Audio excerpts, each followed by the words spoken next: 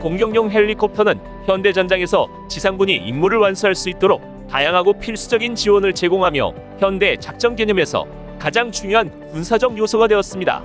현대전에서의 공격 헬기는 지상군에게 근접 공중 화력 지원을 제공하고 적 기갑 장비를 일격에 파괴할 수 있는 놀랍고도 강력한 첨단 무기로 무장하고 있습니다. 또한 공격용 헬리콥터는 낮은 고도로 은밀하게 비행하면서 적의 위치나 움직임을 실시간으로 파악하여 아군에게 제공하고 뛰어난 이동성으로 병력 수송과 군수 물자를 보급해주기도 합니다. 우리가 흔히 말하는 공격 헬기는 베트남 전쟁에서 처음 등장하였습니다. 1965년 11월 베트남에서 이아드랑 전투가 발생합니다. 이 전투는 미국군과 북베트남 정규군 사이에서 발생한 최초의 대규모 전투로 베트남의 이아드랑 계곡에서 발생합니다. 산세가 복잡하고 험준한 협곡 지역의 특성상 미군은 공격 헬기를 포함한 대규모 헬기 전역을 투입해서 공중화력 지원과 물자 및 병력을 신속하게 전개, 아주 만족스러운 성과를 거두게 됩니다. 베트남 전쟁에서 공격 헬리콥터가 성공적으로 대비한 이후 걸프전, 아프가니스탄 전쟁, 이라크 전쟁과 같은 후속 분쟁에서도 놀라운 성과를 거두었고, 이러한 공격 헬기는 점점 더 강력한 무기와 첨단 기술, 정밀한 센서로 무장하면서 현대 군사 작전의 필수적인 한 축으로 전 세계 군대에서 널리 사용되고 있습니다. 이번 영상에서는 실전 배치가 눈앞에 있는 차세대 공격 헬기에 대해서 알아보도록 하겠습니다. 기준은 2023년 3월입니다. 첫 번째, 대한민국의 소형 무장 헬기 LAH입니다. 동북아시아는 전 세계에서 가장 강력한 군대가 집결해 있는 군사적, 지리적 요충지이자 역사적 갈등과 영토 분쟁으로 긴장 관계가 지속되고 있는 거대한 화약고입니다. 지도를 보면 2023년 기준 군사력 지수가 세계 6위인 한국과 핵과 ICBM, 각종 미사일로 무장하고 있는 북한이 서로 첨예하게 대립하고 있으며, 북한 바로 위에는 군사력 지수 세계 3위, 국방비 지출 세계 2위의 중국이 있습니다. 그리고 또 그 위에는 군사력 지수 세계 2위의 군사대국인 러시아가 위치해 있습니다. 아래쪽으로는 남북한과 역사적으로 갈등 관계에 있고 러시아와는 영토 분쟁을 겪고 있는 군사력 지수 세계 8위인 일본이 위치해 있습니다. 참고로 세계 군사력 지수는 글로벌 파이어 파워에서 매년마다 조사 발표하는 각국 군사력의 강도를 알 수 있는 지수입니다. 한국은 산악 지형이 많고 산세가 험해 지상군이 빠르고 쉽게 이동하기가 어렵습니다. 공격 헬리콥터는 공중 화력 지원을 통해 지상군이 어려운 지형을 이동하면서도 적 부대와 더 효과적으로 교전할 수 있도록 도와줍니다. 뿐만 아니라 강력한 무장으로 적 기갑 부대를 제거하고 해안으로 다가오는 각종 공기부 양정과 수송선을 공격할 수도 있습니다. LAH 사업은 한국의 노후된 무장 헬기를 대체하기 위해 유로콥터사의 민수용 헬기를 기반으로 개발한 소형 무장 헬기입니다. LAH 소형 무장 헬기는 한국 육군의 노후된 500MD 무장 헬기를 대체할 목적으로 한국의 한국항공우주산업 카이가 맡아서 개발하고 있는데요. 1963년 한국 군대 미군으로부터 공유된 용헬기가 도입된 이후 자체 개발한 무장 헬기가 탄생하는 쾌거를 이뤄냈습니다. 이 헬기의 대략적인 제원은 길이 약 13m, 최대 이륙 중량은 5톤, 수상속도 시속 278km, 항속거리 약 850km, 비행시간은 4시간 40분, 승무원은 2명입니다. 무장으로는 한국이 자체 개발한 공대지 유도미사일인 천검 4발과 로켓포드 2통, 20mm 발칸 한 문이 장착됩니다. 두 번째는 터키의 타이티 929 ATAK-2입니다. 튀르키예는 크고 작은 군사적 분쟁을 겪고 있습니다. 시리아 내전에 개입해서 반군을 지원해 시리아 정부군과 시리아 내 쿠르드족이 주축이 된 시리아 민주군과 서적 분쟁을 겪고 있으며, 전통적으로 사이가 좋지 않은 그리스와는 튀르키예와 그리스 사이에 있는 에게해의 영해권을 놓고 군사적 긴장 상태를 유지하고 있습니다. 최근에는 에게해 해저에서 막대한 양의 천연가스 내장지가 발견되면서 그 긴장은 크게 치닫고 있는데요. 이처럼 여러 군사적 분쟁 상태에 있는 튀르키예도 강력한 군대를 보유하고 있습니다. 튀르키예의 차세대 공격 헬기인 타이티 929 ATAK-2는 터키 항공우주산업에서 개발 중인 주야간 전천후 공격 및 전자전, 정찰 임무 수행이 가능한 트윈엔진 중형 공격 헬리콥터입니다. 2025년까지 개발 완료를 목표로 활발하게 개발 중인 이 중형 공격 헬기는 미군의 아파치 공격 헬기에 필적하는 성능으로 개발하는 것을 목표로 하고 있습니다. 이 헬기는 튀르키예가 이탈리아의 레오나르도사와 공동 개발한 T-129 공격 헬기를 개발한 경험을 바탕으로 튀르키예 육군을 위해 개발 중이며, 아파치 헬기에 버금가는 성능으로 제작해 미국 무기를 수입하기 곤란한 나라들을 타겟으로 수출 시장도 공략할 계획입니다. 또한 이 헬기는 터키의 27,000톤급 강습 상륙함인 아나돌루함에서 운용하는 것도 목표로 합니다. 엔진은 2,500마력짜리 터보샤프트 엔진 2개로 구동되며 최대 이륙 중량은 약 10톤, 순항 속도는 시속 314km, 최대 상승고도 6km, 승무원은 2명입니다. 무장으로는 30mm 기관포, 튀르키예가 자체 개발한 공대지 유도 미사일인 몬타스, 히드라 70 로켓포드와 70mm 경장감용 유도 미사일, 그리고 공대공 미사일까지 장착 예정입니다. 세 번째는 미국 벨사가 개발 중인 360 인빅터스입니다. 천조국인 미국은 이미 아파치와 블랙호크 같은 세계 최강의 헬기들로 무장하고 있는데요. 하지만 이런 미국도 기존의 노후화된 헬기를 교체해서 군사적 우위를 유지해야 할 필요성이 대두되게 됩니다. 현재 미군이 운용하고 있는 군용 헬기의 상당수는 이미 도입한 지 10수년이 훌쩍 지난 상태인데다가 다른 나라들도 이미 신형 공격 헬기를 계속해서 개발하고 있기 때문입니다. 때문에 미군에서도 군사적 작전 개념에 부합하고 위험을 미리 탐지하여 대피할 수 있는 새로운 운용 능력이 갖춰진 차세대 공격 헬기가 점점 더 필요해졌습니다.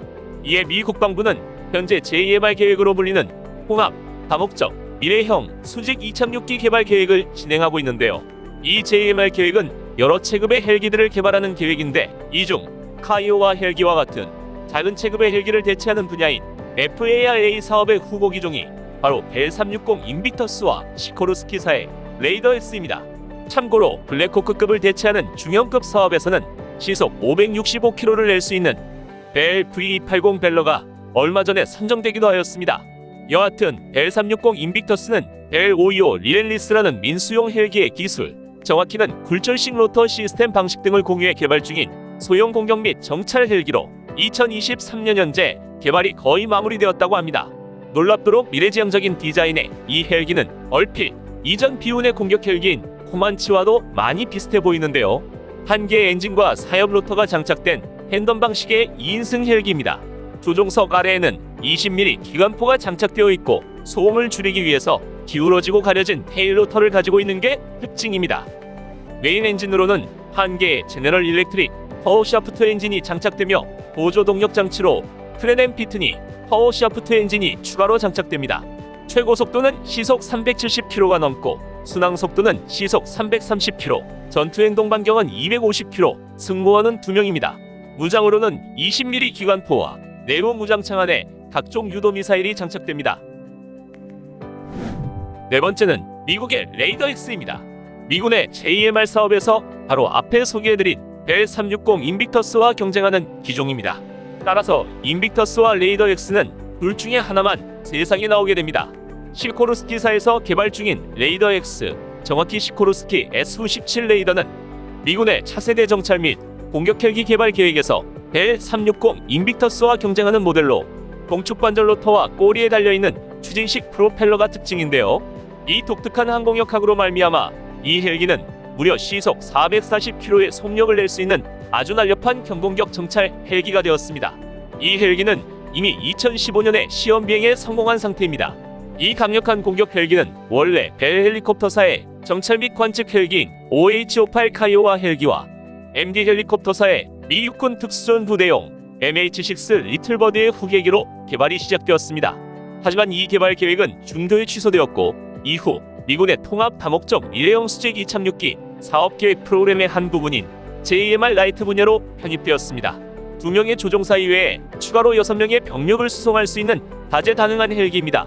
2600 샤프트 마력짜리 한 개의 제너럴 일렉트릭 TOI-706 엔진이 장착되며 길이 11m, 기체 중량 4톤, 최대 이륙 중량은 약 11톤, 최고 속도가 무려 시속 440km, 순항 속도는 시속 410km, 전투 행동 반경은 570km, 승무원은 2명입니다. 무장으로는 12.7mm 기관총 2정과 로켓포드 2개가 장착됩니다.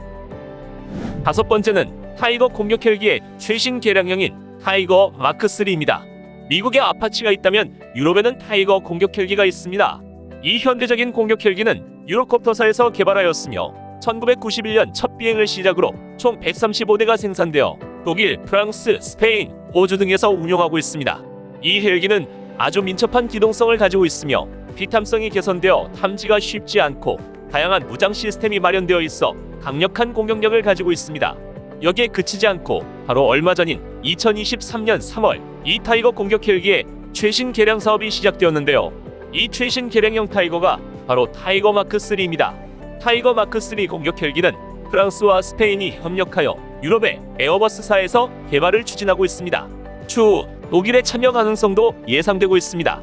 타이거 마크 3 공격 헬기 프로그램은 첨단 공격 헬기의 필요성에 대한 여러 의문점에 대해 명쾌한 해답을 줄 것이며 현대의 복잡한 전장을 위한 맞춤형 공격 헬기로 진화될 예정입니다. 이 헬기는 더 강력한 군사작전을 수행하기 위해 보다 향상된 정밀성과 뛰어난 화력을 기본으로 제공합니다.